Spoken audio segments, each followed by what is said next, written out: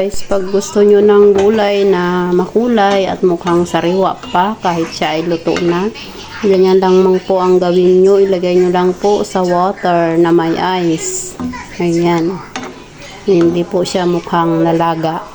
So, yun po ang masarap na pagkaluto ng gulay na cauliflower and broccoli. Ayan. Sariwang-sariwa po tingnan kahit siya ay luto na. So, ayan. Pagkatapos mamalingki, i-prepare ko naman ang aking lulutuing ulam. Ayan, ang aking lulutuin na gulay. May repolyo na pong nahiwa at saka carrots. Dadagdagan ko na lang po siya. May bawang na rin. Sibuyas na nahiwa. Ito po ay giniling ang aking isasahog sa aking gulay. So, ayan lamang po.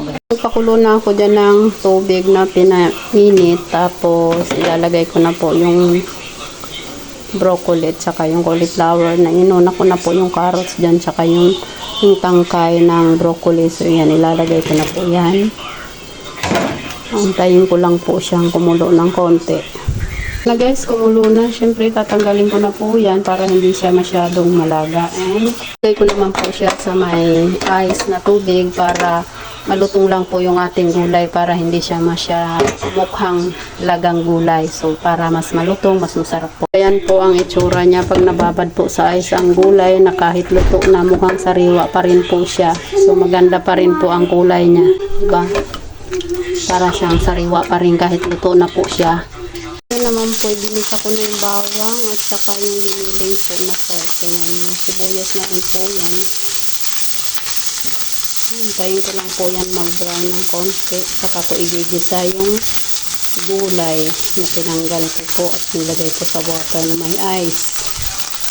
Guys, nagisa ko na. Nilagyan ko na rin po yan ng cubes ng pampalasa. And sasabawan ko din po yan. At yung isasabaw ko din po dyan yung pinagpakuluan po ng water. Pinagpakuluan po natin. Ito po yan.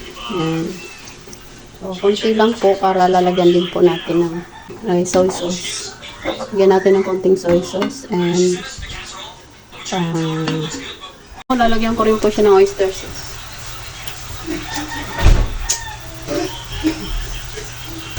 And may konting repolyo din po akong ilalagay.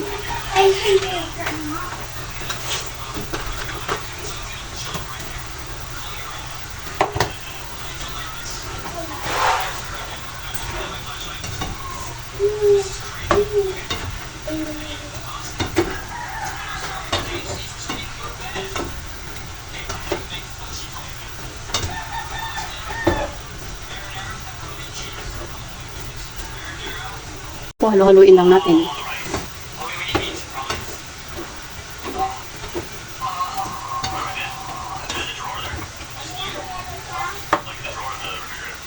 Yun naman po ay maglalagay ako ng paminta at saka soy sauce.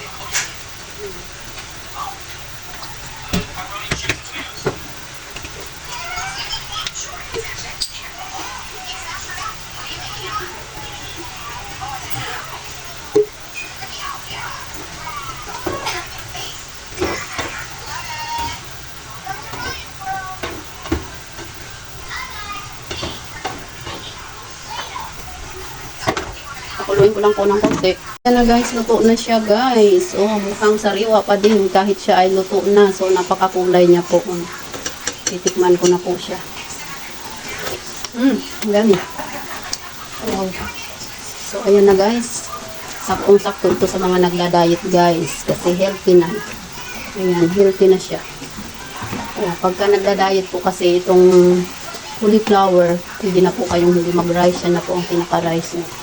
So, ayan. Thank you for watching, guys. Bye-bye. See you in my next video, guys. Ayan. May healthy gulay na tayo ngayon. Salamat sa lahat na nanonood ng aking mga video. God bless you all. Bye-bye.